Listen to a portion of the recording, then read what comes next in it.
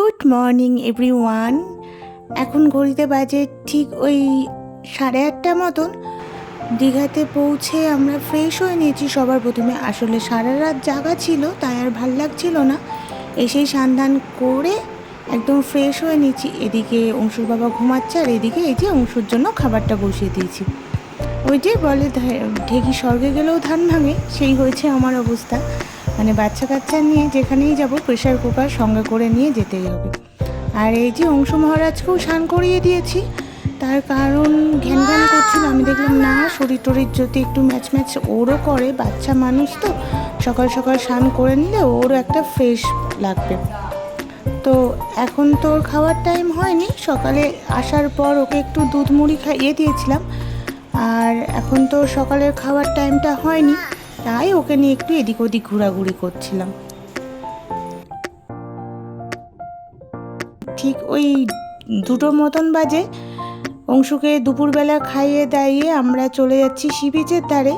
আসলে সকালবেলা অংশু খাওয়া দাওয়ার পর অনেকটা টাইম ধরে ঘুমিয়েছিল, আর আমরাও প্রচণ্ড ক্লান্ত ছিলাম। আমরা সবাই একটু ঘুমিয়ে পড়েছিলাম। এই কিছুক্ষণ 1টার দিক করে অংশু ঘুম থেকে উঠলো, আর তার সাথে সাথে আমরাও ঘুম থেকে উঠলাম। তো তখন অংশুকে একটু ফ্রেশ করে দিয়ে খাইয়ে দাইয়ে দিলাম, আর আমরাও একটু রেডি হয়ে নিয়ে চলে এলাম সমুদ্রের ধারে। আর এই যে এই পার্কটা দেখো কি সুন্দর করেছে, তাই না? ভেতরে এখন আর ঢুকলাম না, ভাবলাম থাক একবারে রাত্রেবেলাতেই ঢুকবো। আর এখন হচ্ছে আমাদের সাথে যারা এসেছে, মানে দীপ, আরও মাসিরা, মাসির ছেলেমেয়েরা সবাই হচ্ছে গিয়ে স্নান করতে নেমেছে। আমি যদিও বা স্নান করবো না, যেহেতু অংশু আছে, তা ওদেরকে খুঁজতে বেরিয়েছি। দেখি ওদেরকে খুঁজে পাই নাকি। এত লোকজন, মনে হচ্ছে না যে ওদের খুঁজেটা পাওয়া যাবে। তা চাও চলো সি বিচের ধারে যাওয়া যাক। গতকাল রাত্রেবেলা অমাবস্যা গেছে, আর আজকে সমুদ্রের জল সেই উত্তাল হয়ে রয়েছে, কি বড় বড় ঢেউ আসছে। তো চলো সমুদ্রের ধারে গিয়ে আগে ওদের একটু খুঁজি, দেখি ওদের খুঁজে পায় নাকি।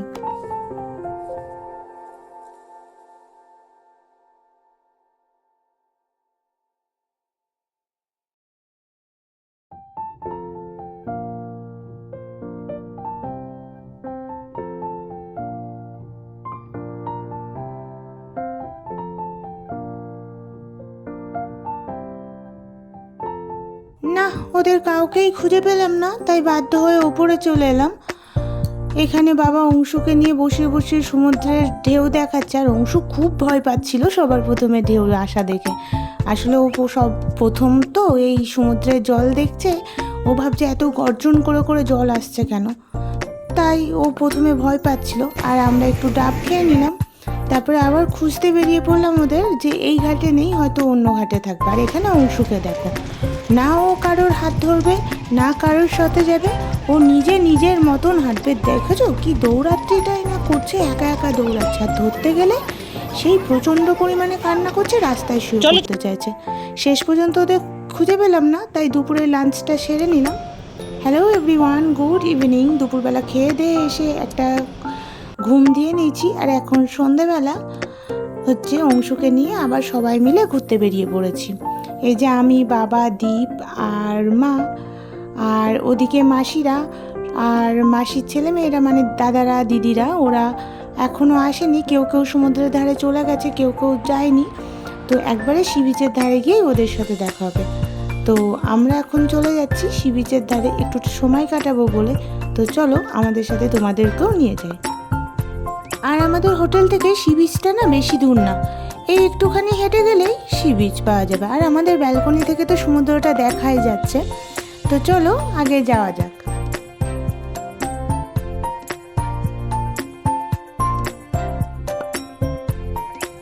মা বাবা চা খেতে দাঁড়ালো, আর আমি আর দীপ ভাবলাম তাই পুচকুকে নিয়ে একটু এগিয়ে যাই। আমরা গিয়ে বসি, মা বাবা পরে আমাদের সাথে জয়েন করবো। আর এখানে ঘটে গেছে একটা কাণ্ড। অংশু এখানে আইসক্রিমের দোকান দেখতে পেয়েছে। এত ভিড়ের মধ্যখানেও আইসক্রিমের দোকান ঠিক খুঁজে পেয়ে গেছে, আর সে কি বায়না আইসক্রিম খাবে বলে। তো অগত্যা এত বায়না, আর এত করুণভাবে বলছিল, সে আইসক্রিম কিনে দিতেই হলো।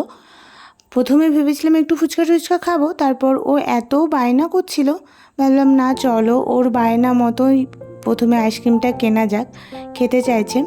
তাই অংশুর আর আমার জন্য একটা আইসক্রিম আর ওর বাবার জন্য একটা আইসক্রিম, দুটো আইসক্রিম কিনে নিলাম। আর এখানে সকালে যে পার্কটা দেখিয়েছিলাম দীঘার ধারে, দেখো সন্ধেবেলায় লাইটিং জ্বলছে, কি সুন্দর দেখতে লাগছে। চলো এর ভেতরে একবার ঢুকে দেখা যাক ভেতরে কি আছে। ও বাবা, ভেতরে ঢুকে দেখি যেন বরযাত্রী এসেছে, না হলে কন্যাযাত্রী এসেছে। এত ভিড়, এত ভিড়, ভাবলাম না এখানে আর বসা যাবে না, তাই পাশের রাস্তা ধরে আমরা চলে গেলাম মার্কেটের মধ্যে। চলুন তবে মার্কেটের ভেতর কি আছে না আছে একবার ঘুরে দেখে আসি।